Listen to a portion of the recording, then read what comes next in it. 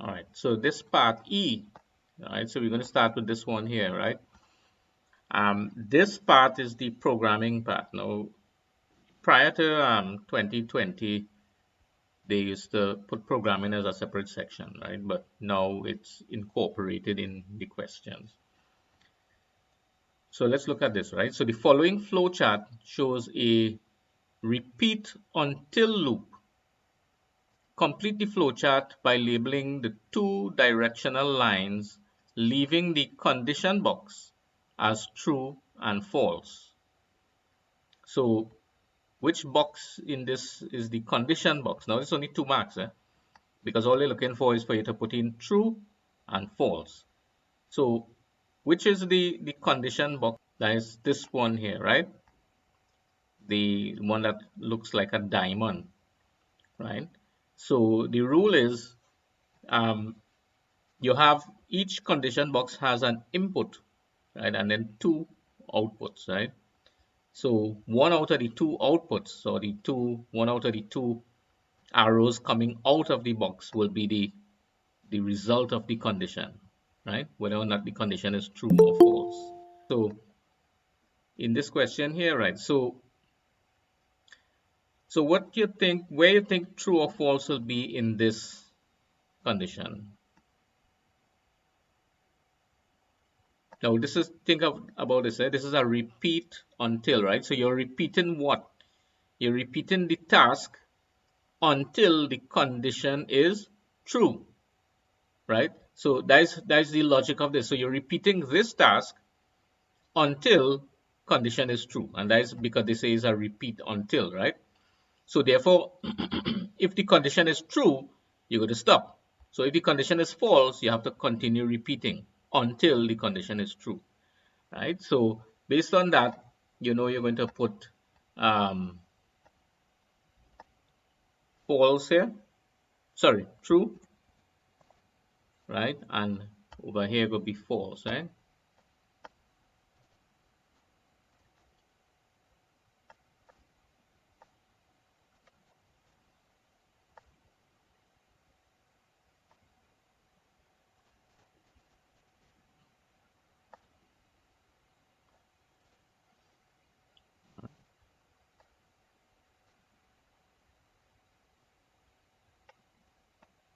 So true on this side, so basically you're repeating the condition, and if it's true, then you stop. If it's false, you continue until it is true, right? So that is what they're looking for the 2 marks.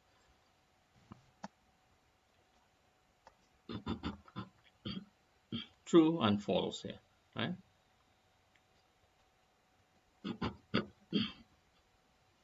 Right, so the other question, right? So 1 mark for each of the true or false, right? So the other question talks about a while loop. This is it here. So let's look at the question.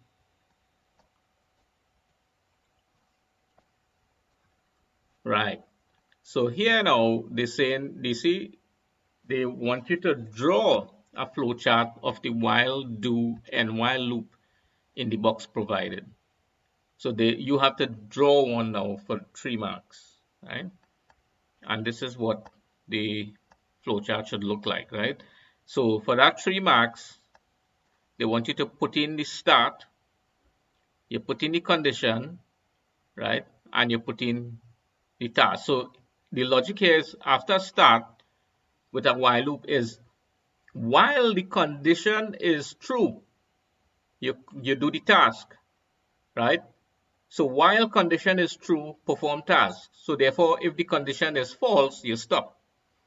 So this is how a while loop is done, as opposed to a repeat until, right? Notice where the condition is. So if you look at it, it's the same 1, 2, 3, 4 symbols, right? You use the start and the stop. You have a process, or where you're doing a task, and then you have the condition. So with the repeat until, you're repeating the task first until the condition is true, right? So repeat task until condition is true. So once the condition is false, you continue. If you look at the while loop, is while condition is true, do task, right?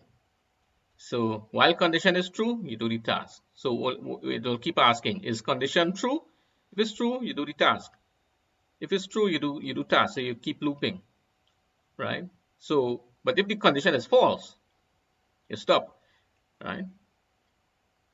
So these kinds of loop, right? The repeat until and the while loop is also referred to as user control loop, because the user of the program could, at the very beginning, if they decide they want to not continue with the tasks in the program, could easily put in, when they are asked, they put in a response that will be false to this condition here and immediately exit the loop. So this way the user could decide how much times they want to go through this loop by putting in conditions that are true. And when they decide they finish, they put a condition that is false, and they stop. So for example, you know, just at the beginning of the program, you may say, do you want to continue? So every time you ask that, as you open the program, you ask, do you want to continue? Yes or no, right? So yes could be false in this case, right? Sorry, no will be false in this, and yes will be true. So once they type in true, they will then be allowed to enter into the program, do whatever task. Every time they do the task, they'll ask again, do you want to continue? If you say yes, you'll continue. Every time you say answer yes, it will continue until you answer no, right? Then it will exit. So that's how it will operate as a user control loop, right? And it will work in the same way here, right? You ask the same thing. So you're basically repeating until they answer no, right? So they will do the task first and then ask, do you want to continue? And you could say yes, and we'll continue. You could keep answering yes, and it will continue, right? Else, if you answer no, it will stop. But you see, it's right. It's different here, right? In the sense that the false is on the side and the true is on the side, right? So the answer will be um, the answer may the question may be a little bit differently. Instead of you wouldn't ask, do you want to continue, right? You may say, do you want to exit, right? So you can ask, do you want to exit? And if the answer is no, right, then you stop, right? If the answer is sorry, if the answer is no or false, you'll continue. But if the answer is yes, you'll stop. It's basically the same thing. It's just a different implementation of the exact same thing, right? It does the same thing. This is an example of when you writing a program, doing 5 steps. One of the steps is propose and evaluate solutions, and then select the best solution. You could write your solution. You have different ways that you could write your algorithm. Is up to you to select which one you feel is the better one. Right? So let's see how they break down the 3 marks in this here, right? For 3 marks. So the correct labels on the directional arrow, the true or false, right? Leaving the condition box, they give you 2 marks. So after you put the true or false, you get 2 marks for that, right? And then the condition symbol at the top of the loop, right? You get 1 mark for that.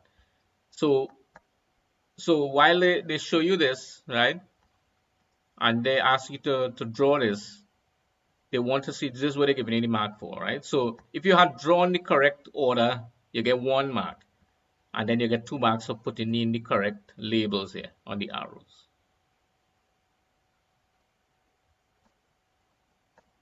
So this is why they give you something like this to kind of help you along, right? So they give you one, show you what it look like, and then they ask you to do one on your own, right?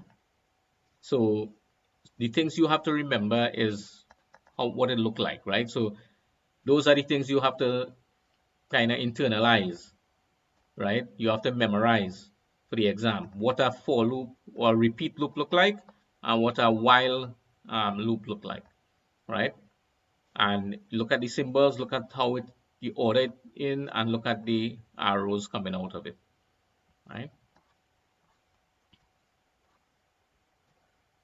Complete the table below based on the statements in it and the flowcharts in E1 and 2, right? So is the condition tested at the start or the end of the loop, right? Is the condition tested at the start or the end of the loop? So the repeat loop, let me swing back here. So,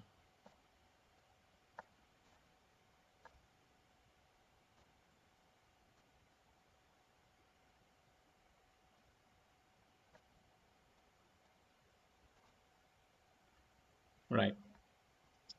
So the condition is tested at the start, right? So for the while loop, where is the condition tested, at the start or the end, right? So the while loop, let's look at it. Here's the while loop. See where the condition is? At the start, right after the start is the condition, right? But with the repeat loop, right, the condition is right close to the end, right after everything else close to the end. See that? Right.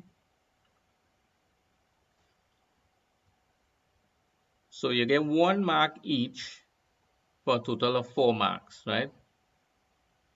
1 mark for each line here. You have to put the correct thing here. So the loop executes as long as the condition. Loop executes as long as the condition with the while loop, right? So they're asking you here, loop executes as long as the condition is either true or false, right? So for the while loop, let's look at it. So the loop continues if the condition is true. If it's true, it continues. And if it's false, it exits. And that's what you're looking for here, right? So it continues as long as it is true, which is the opposite for the repeat. It continues if the condition is false. See that? It continues if the condition is false. So that's another way to kind of distinguish between the repeat loop and the while loop, right? So the loop continues for the repeat loop if the condition is false, and it continues if the condition is true for the while loop, and it's the opposite, right? Of, when it exits, right? So it exits when it's true here, and it exits when it falls here. Statement in the loop must be executed, right? Yes or no. So with the while loop, it don't have to be, but in the repeat loop, the statement is executed, right? With the while loop, the statement, because you have a choice here, the statement don't have to be executed here. The condition, as I explained earlier on, you could exit the loop even before the condition is before the task is executed. Whereas in this case, the task is executed and then asking you to continue, right? So in the repeat loop, the task must be executed. So sometimes, so knowing that will kind of help you to decide which loop you rather use, right?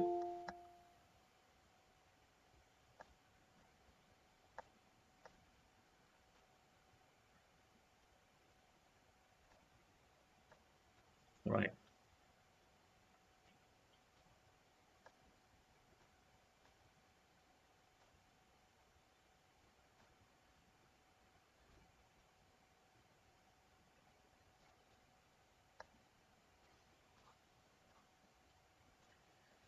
All right.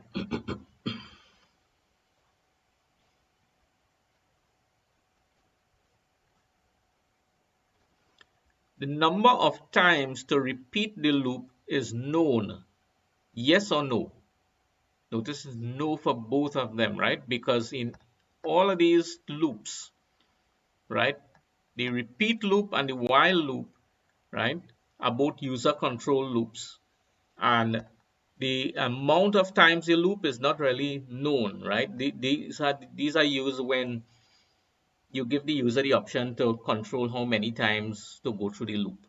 So that's when you'll choose either the repeat or the while loop, because there's no specific number of times, right?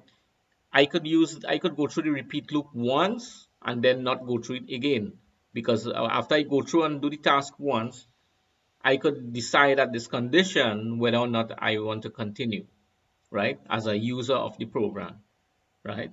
So every user could be different. One user could go 10 times, another one could go 5 times, one could go 1 time, right? With the while loop, same thing, except that you could go 0 times, right, through the loop. You could exit the loop even before it does the task. So that's the only difference between this and the repeat until here. But in either of these loops, you do not know, right, how many times the loop is going to be repeated, right? And that's what we're looking for here, right? So let me see the second part of that question.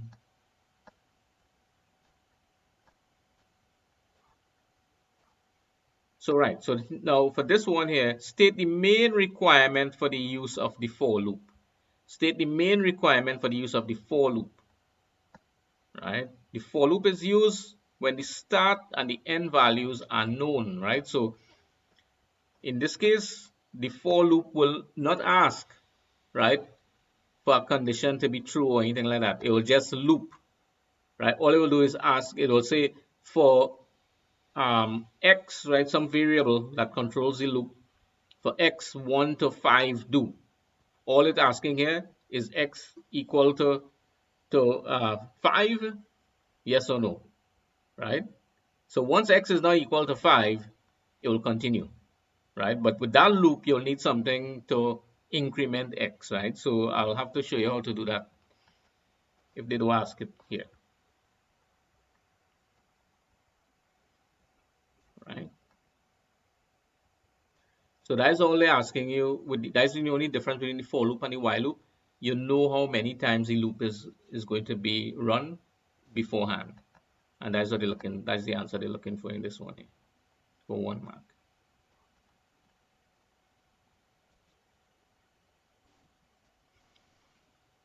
All right. So let's look at question 4.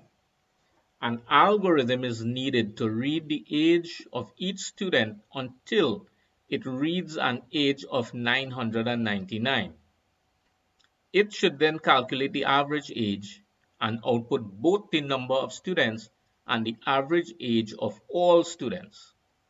Complete the IPO chart below to define the problem by decomposing it into each of its significant components: input, processing, and output. Right, that's a mouthful there, right? That kind of long, right? So what exactly they want from this question? What they expect you to do here for 5 marks, right?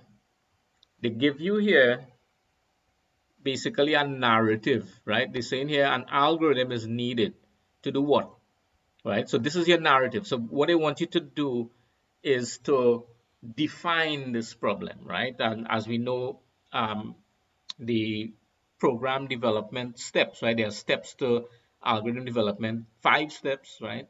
The first one is to define the problem, right? And if you remember in that 5-step process, the tool that's used in that step, define the problem, is something called an IPO chart, right? So they give you a problem as a narrative, and your task is to draw an IPO chart and pick out from the narrative all the inputs, the processing, and the outputs that required for that particular problem, right? And once you have your inputs, your processing, and your output organized just now, let me just get the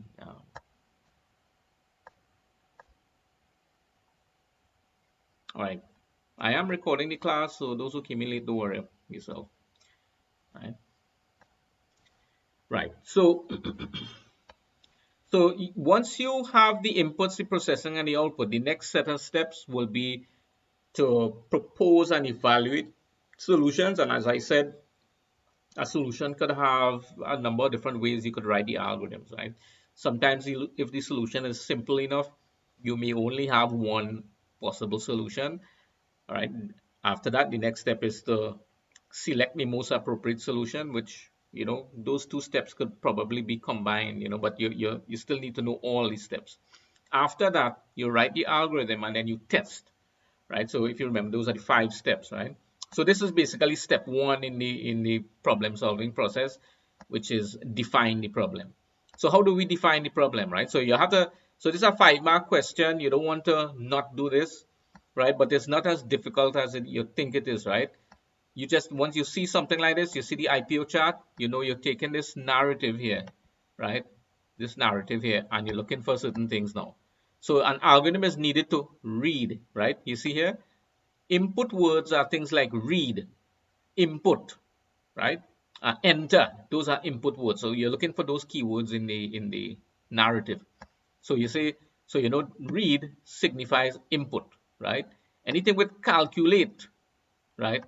Calculate signifies processing, right?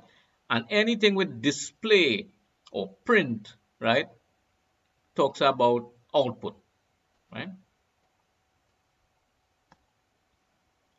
And sometimes they actually use the word output, right? So you see how so in the beginning, you're looking for things like this: read, calculate, output, right? So you know you have the input, processing, output identified, right? So then you say, well, read what?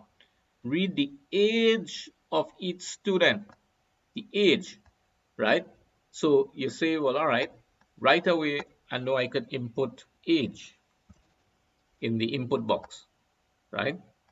Then, now remember, processing also involves conditions and stuff, right? You remember, and a condition will, you will know when you see things like until, right? If you see the word until, sorry, right?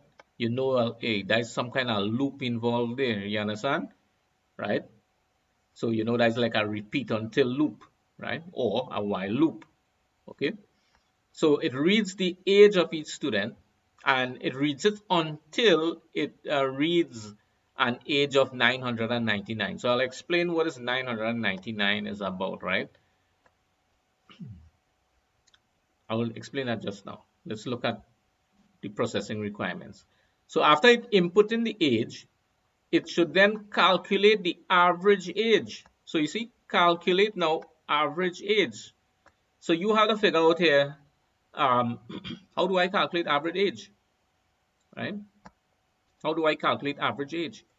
Obviously, it will be, you have to sum the age. Now you have two options here, right? You could write it like an English-like statements. I don't know if that was mentioned to you all in pseudocode or in algorithm development. You could write your algorithms as English-like statements, or you could write it more like algorithm, right? Like how it should be in the program, right? So you could say something like this. If you're not sure, you could use this and say calculate.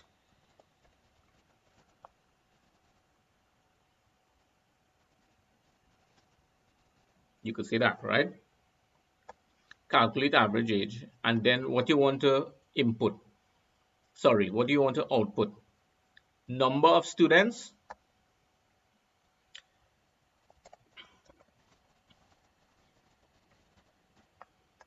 and what you want to output again? Average age,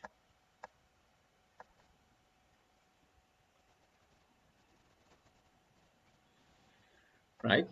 So, so this is basically, what they're looking for, right? Now it's 5 marks, but you only notice there are some simple things here, right? So input age, calculate the average age, output the number of students, and output the average age. This will land you at least 4 marks, right? But let's see what, now we want to see what detail CXC will want, because this calculate average age is a process that needs to be further defined, right? You have to know how to calculate this. And to calculate average age, basically, you'll first want to find the sum of all ages, right? Find the sum of all ages first, right? And then you want to divide the sum, well, divide the sum by the number of students, all right? So, so you will have to then figure out, how do I get the number of students? right? So this is where instead of this is where pseudocode requires a little more. Instead of saying calculate average age, you have to actually break it down further.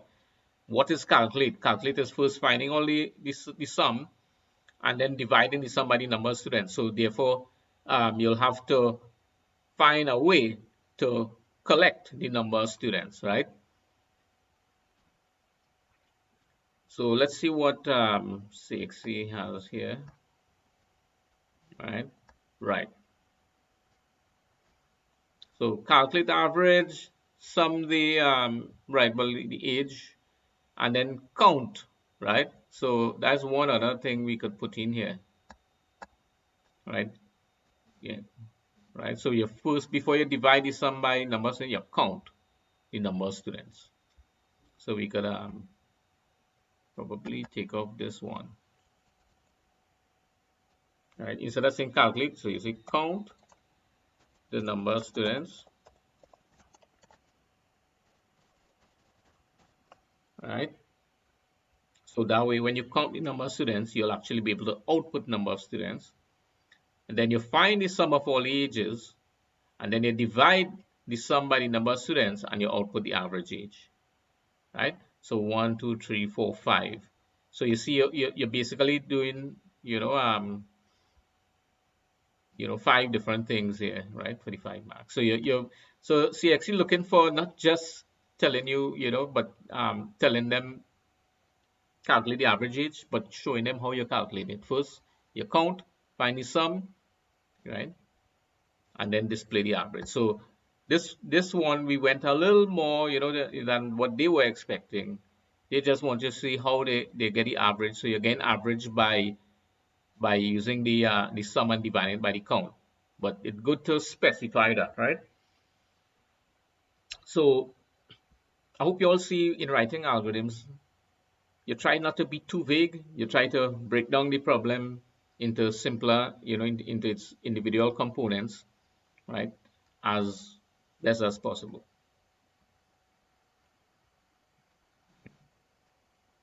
So that's what they're looking for here. 1, 2, 3, 4, 5, right? Input age. So you output the count and you output the average, and in the processing, you use the count and the sum to calculate average. So the only difference we had in our answer was we actually said how to calculate average, right? But they're accepting you saying calculate average, right? So 6 correct entries, 5 marks. 1, 2, 3, 4, 5, 6. 5 correct entries, 4 marks. 4 correct entries, 3 marks. 3 correct entries, 2 marks. And 1 to 2 correct entries, 1 mark. So you see how CXC tend to distribute the marks, right? So this is why I try telling students, don't leave out anything. Put something, right? You must remember something, right? And if even self you could, like what we just did before, even if you just put in the calculate average and not specify it, you'll still get about 4 marks, right? You see what how they thing here. If you had 4, well, you'll get, if you had 5 entries, you're gonna get 4 marks. But if you had 4 entries, you're gonna still get 3 marks, right? Don't leave it out.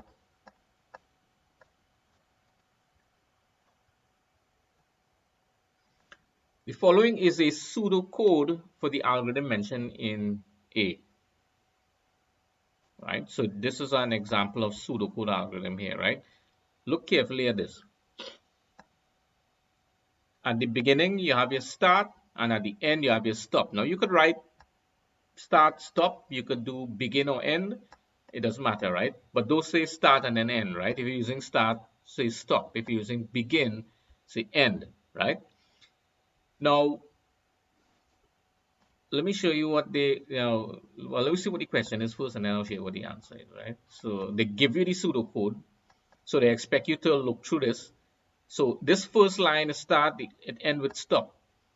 Then they have here, set count to 0. Look at the wrong side arrow, right? This means assign. So what you're doing, right? You're saying set count to 0. So this wrong side arrow is like the word 2. But in reality, what it does, it's saying assign 0 to the variable count. This is what this means, eh? That's why the arrow is pointing to count, right? In other words, it's saying take this 0 and put it in the variable called count. So when you declare a variable in programming, you tell the computer assign a space in memory and name it count, right? You first have to initialize it, right? That's one of the main things you do in your computer program. You must initialize your variable. And what that means is you give it an initial value to start with. And usually we put 0.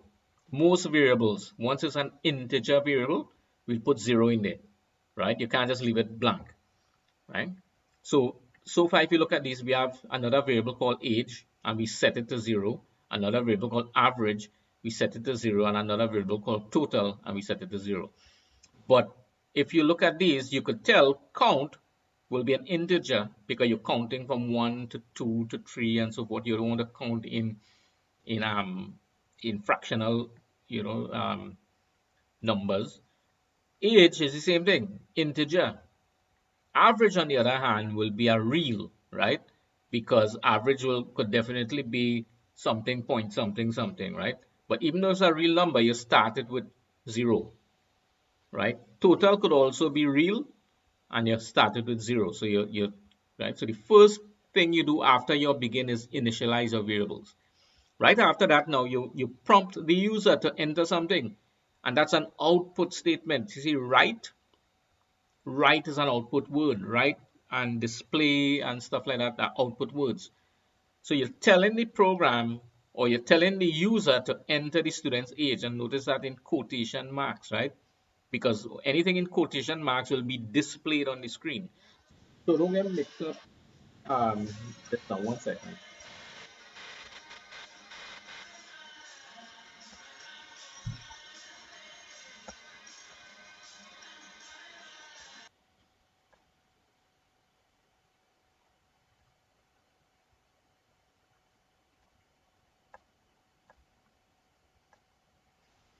Right. So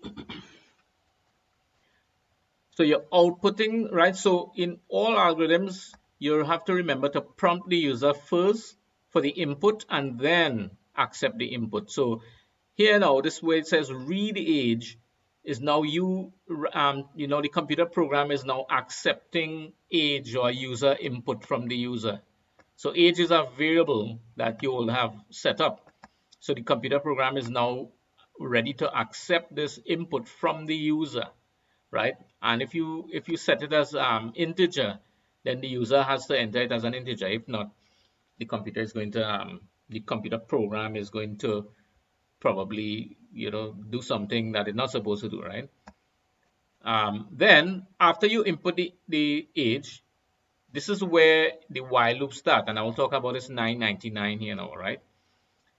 This is where the condition, right? So in a flowchart, you'll see this now being the condition box, the diamond shaped thing now, right? Where it says while age is, and this symbol here is is a less than sign and a greater than sign together, right? And those two combined, they call that the not equal to, right? That's a not equal to. So how you read this, you'll say while age is not equal to 999 do, right? So in other words, if you enter 999, that's your exit. That's your exit loop. You come like you're going you go in a room, right? And the door lock, right, is 999 is the code to get out, right?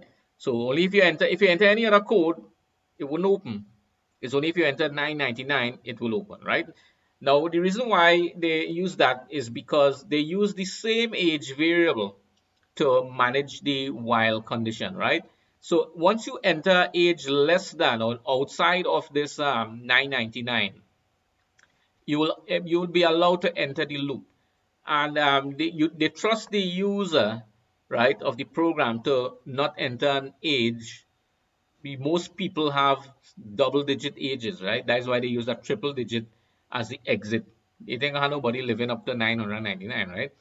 Most students, the age will be a two-digit number, right? Like 15, 16, 17, 18, whatever, right? So while the age is not 99, right? So once they enter, let me say they enter 15, That's an acceptable age. So you'll jump to this line here, and it will then set total to, right, total plus count, right? So basically now you take total, which was here, which was 0, and you add it to count, which is 0, right? So you say total is assigned total plus count, right? So total will remain 0, right? Then you're setting count to count plus 1. So now count moves from 0 to 1. Because count was 0, so now you're saying 0 plus 1 is 1, and now that is going back into the variable called count. So count starts with 0, so it has something to add because they can't add nothing to 1. You have to add 0, right? 0 is a number. So now count is 1, and then you go down again. Right? So this is an output statement. So you're asking the user now, enter another age or 999 to terminate the program. So you see how with the while loop, the user could have entered 999 in this very beginning. And when it reached age 999, it didn't do nothing else because it would have been equal to 999 and will exit. So this while loop allows the user to not even enter the program, right? They could exit the program from the very beginning, right? So once the user enters a age that's less than or not equal to 999, they will then be able to do this. The program will then increment count, and they'll ask them for another age. And if they enter the age again, an acceptable age, right? They'll read it. Then they will do this. They'll set average, right? So average is now total divided by count, right? So something is wrong with this though, right? And I think that's where the question is, because something don't make sense, which is this piece here, right? Because total shouldn't be total plus count. Total should have been total plus age. So from the time you enter age, age is now total. So therefore, when you reach here, you wouldn't end up with a wrong result, because if you say set average now is total divided by count, right? And if total and plus count was 0, it would be 0 divided by 1, which you can't divide anything. You can't divide 0 by anything really, right? So write number of students, right? So here now you're saying write number of students, right? So this is an output statement here, right? So you're saying the number of students is count.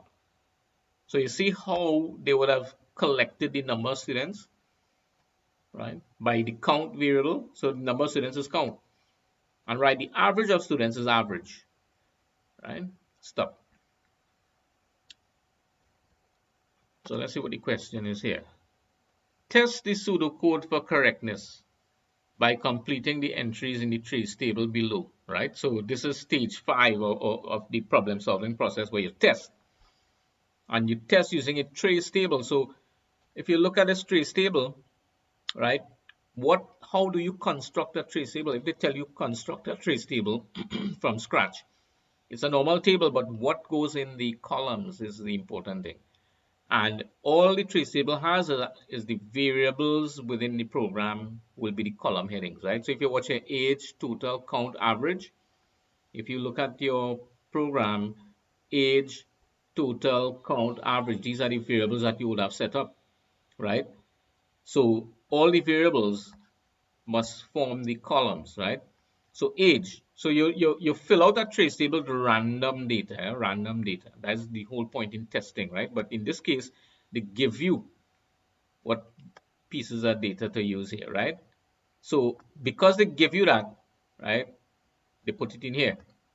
So you have to follow the logic of the program now and see what's going on. So if age is 18, right? If age is 18, and that's here, right? When you read age, they put in 18, right?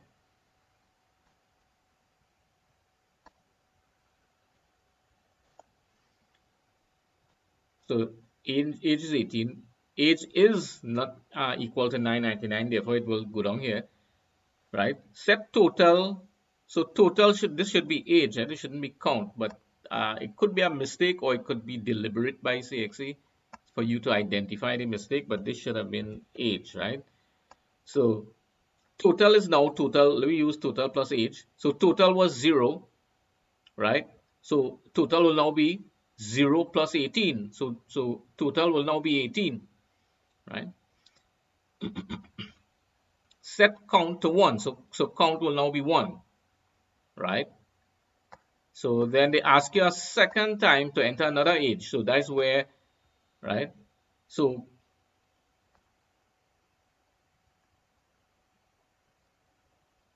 count will be 1, right? So at that point, total will be, right?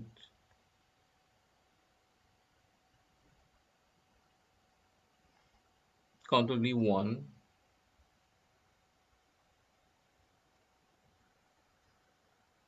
The second age is 26. So total will have to now be total plus age again. So 18 plus 26, right? Again, I would have put 18 here. So average,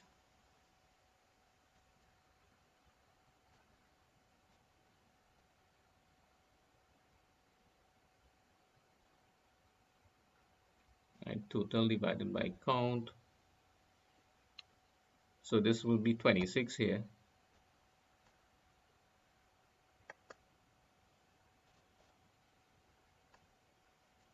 right? So average is total plus count, total, sorry, divided by count. So it will be 18 plus 26 divided by 2. So let me just see what they come up with here. Right, so you're seeing how they fill it out here. 18, count is 1. Also, they're actually using the count, which ain't making no sense. But this is what they're looking for here. They work it out with the error in it. So I thought they would want you to identify the error. So number of students 3 and the average is 0.66. So if you're using what they have there, this is what it's going to be. You're not actually finding the average of the age, you're finding the average of, I guess, the count in this case, which ain't making no sense.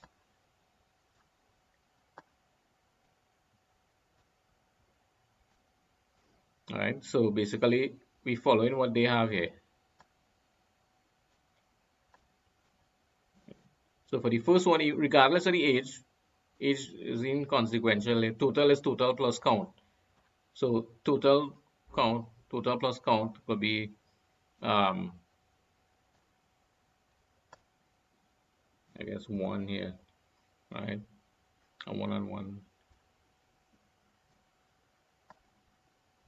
1, 2, and then 2 again, because the 999, when they enter 999, it exit, right? So from 1 plus 1 is 2, right? So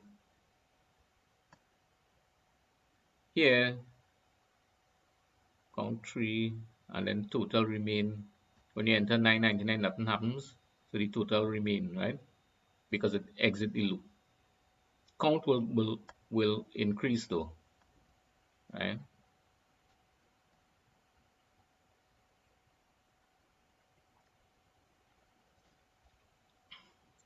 So count would have increased, but it didn't jump here to here, right?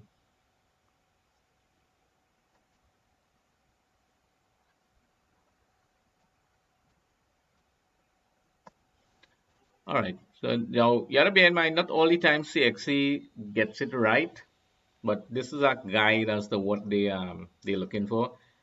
But I do agree with this trace table. I would have put the age and total added to age and stuff. And if you do it correct, you will get the marks, because even though they show you this here, when they reach the mark, the question, they don't just follow what they give you here.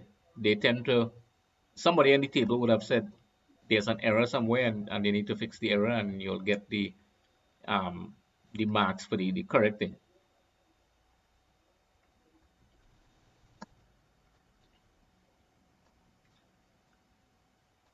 for 2 marks here now. Write the two output lines produced by the algorithm after the dry run, right? So look at this term here, dry run, right? What is a dry run? Because sometimes they ask you that, right? A dry run is this. You see where once you run the data, you run sample data through a trace table without actually writing the computer program, that's referred to as a dry run, right? So write the two output lines produced by the algorithm in the dry run. So that is count and average, right? So we see what they, right? You see here, count and average because it say here write, right? You see the two output statements, write. So you have to pay attention to those things, right? And this is at the end of the program. So count and average will be the two for here, right? Now, most pseudocode normally has line numbering, right? Sometimes, like in this case, CXE input the line numbering, right? But always remember, in the exam coming up, they may put the line numbers, right? So you may have to very well take your pencil and or your pen and number the lines on the paper, right? So you can have an idea as to what each line does. Because here they're talking about identify the line in the pseudocode in B on page 17 that needs to be corrected and state the correction to the line, right? So, right, as we pointed out, we saw that this one here, right, it didn't make sense. It didn't make sense that total would have been added to count, right? That makes absolutely no sense. Total need because if you want to find the total age, right, and then you want to find the average age, you have to divide the total age by count to get the correct thing, right? So in this case, this would have been line 1, line 2, line 3, line 4, line 5, line 6, line 7, right? This space in between could be line 8, line 9. So I don't know if CXC counting the space as a line. Usually that's the case. That's why I tell you they put line numbering. Each line is a line, right?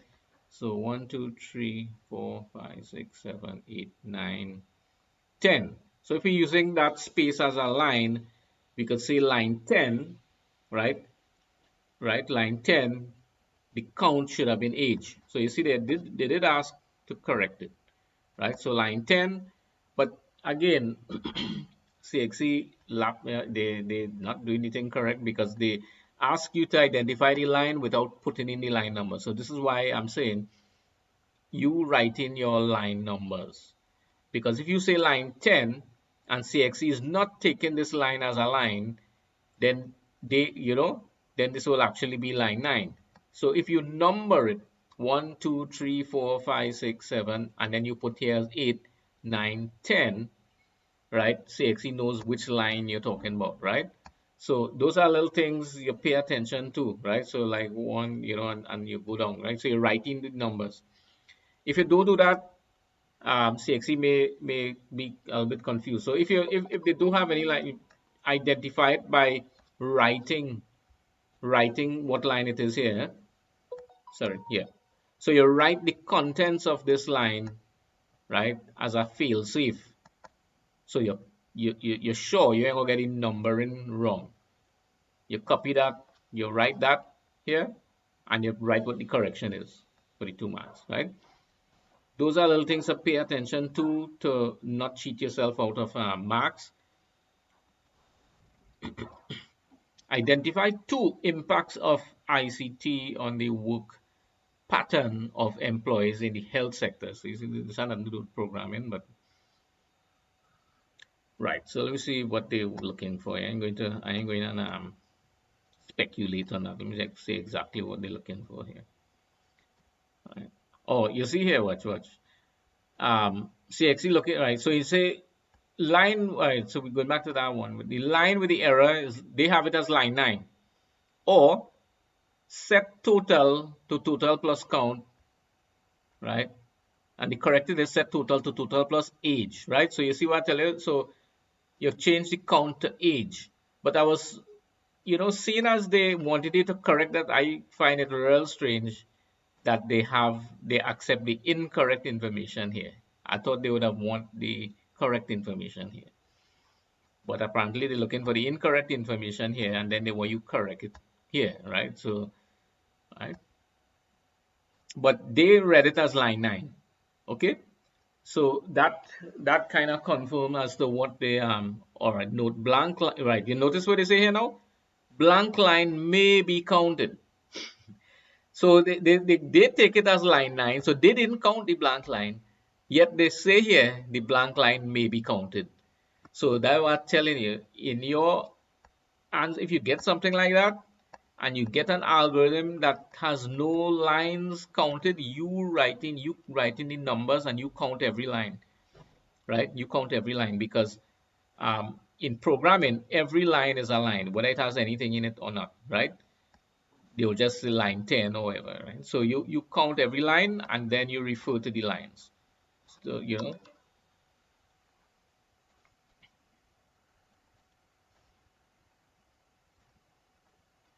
so this part now, the ICT question here, ICT impact on the on work pattern of employees in the health sector, access to information for both patients and medical personnel, okay, data capture, recording of information for testing and vaccination, all right,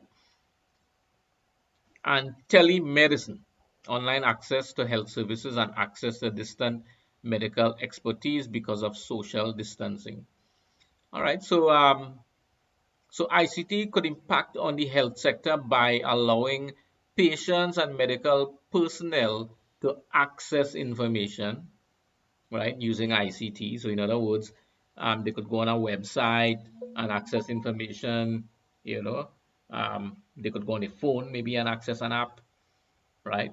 Data capture, right? So they could record information for testing,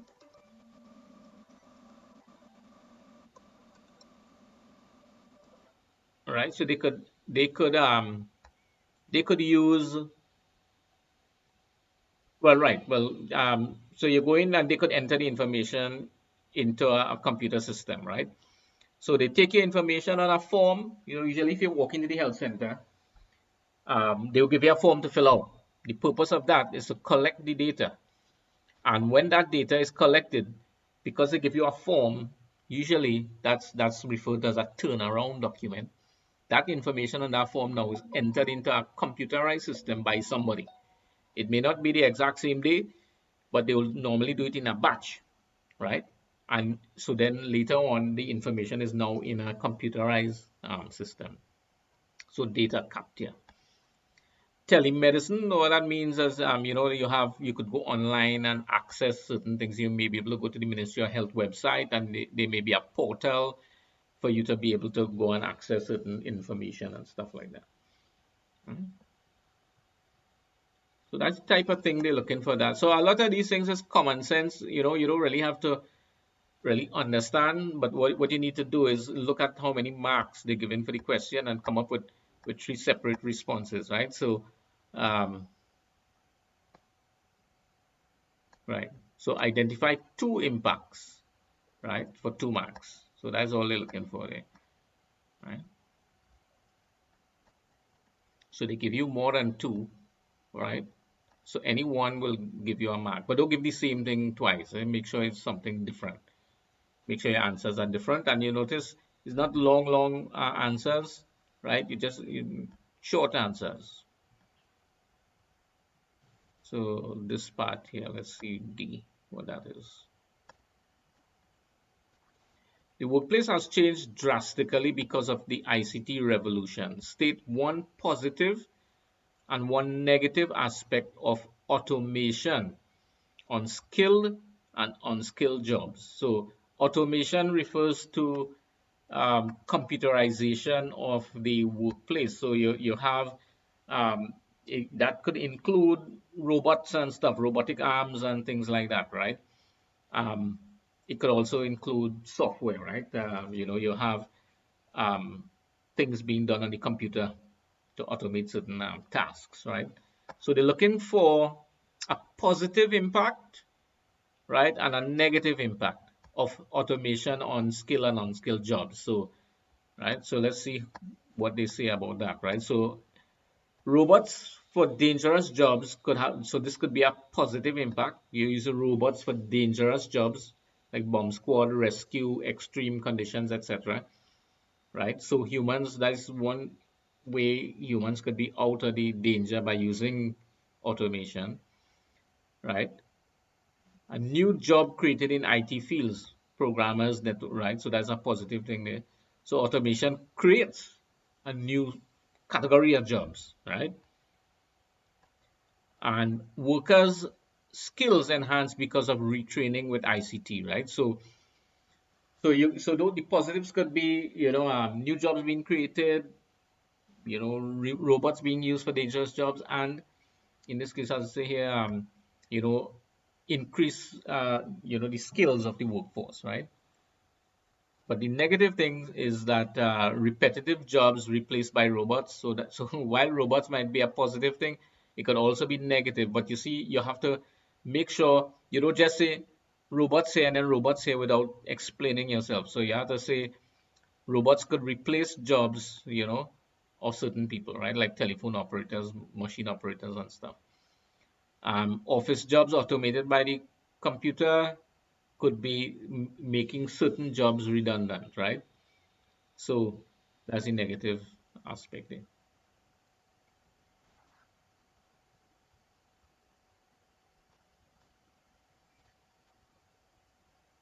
For each of the following files, state the most appropriate file organization method and give a reason for each, right?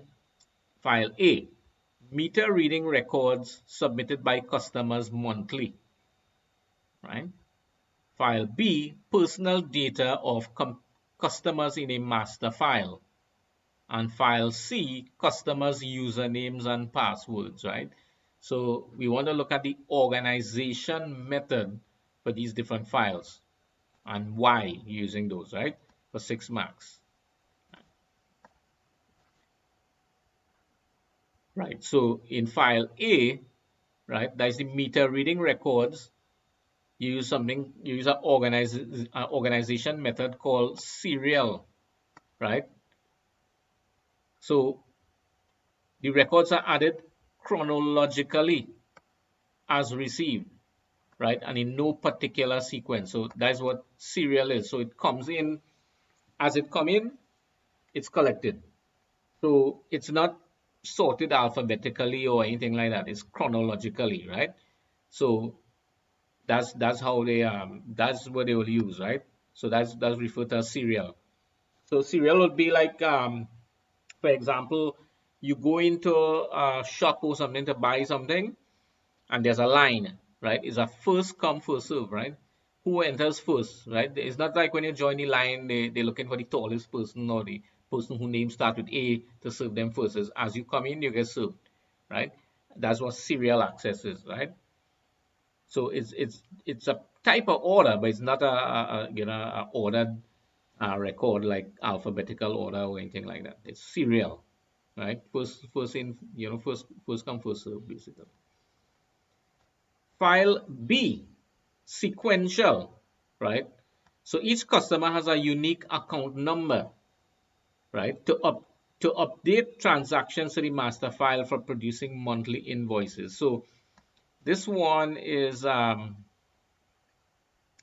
B is what it was saying here. Personal data of customers in a master file, right? So you have the fact that they mention master file, right, means that there are different types of files, right? In a transaction processing system like TNTech or one of those places, right? The transaction file is what they will use on a daily basis, and the master file is what they will have to update the transaction file will update the master file. This is used in a number of organizations like utilities like TNTech, WASA, and even many banks and stuff like that, right? You work with the transaction file on a daily basis, and then in the middle of the night, they'll update the master file, right? But the master file has to be sequential, right? In a sequential order. In other words, it could either be alphabetical order, but in this case, they talk about the customer ID, right? So each customer has a unique account number, right? So the account number is unique, and they're going to put it in a sequential order, right? So when you once they're using the transaction file might be serial, right? Because it's a first come first serve. People who pay the bills and stuff like that, they pay the bill. Doesn't matter about customer account number. Doesn't matter in that case. Is first come first serve, right? Because if you go into Tech to pay your bill, you line up, right? You can't say, well, oh, my account number is a higher number than yours, so I should be served first. No, it's a first come first serve. So the records will be kept in that order during the day in the transaction file, and it's only when they update the master file it will then be placed in a sequential order, right? So that way, when they're searching for information, it's easy to search, right, based on the account number, right? So let's see the third one is customers' usernames and passwords, right? Random. So direct access required to customer record for fast login response, right? So random is basically no order, right? You just data just goes in no particular order, right? That's what random is. And the reason, as I say here, is direct access required to customer record for fast login response. So um, random suggests digital storage, right? Random access, right? But sometimes even in random access, they tend to put it in a it may seem random, right? But they're really using something called index sequential to store the data, right? So random is not is will be possible if you're using hard disk-based type storage will allow you to do random, but sequential and serial, these could be like they back it up on a tape or something like that, tape drive and stuff like that, right? And index sequential kind of facilitates random because even though you may ask yourself how, right? How I could get my information fast if it's stored randomly and I don't know where it's stored, right? But each space has an address, right? Each memory space has an address. So that address, right, is stored sequentially, and that's what they refer to as index sequential. Right? So that way it will become when this computer is searching for the data, they go through the index, see where the data is stored, and they'll be able to find it quick.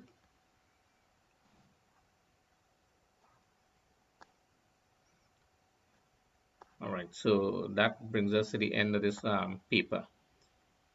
All right, so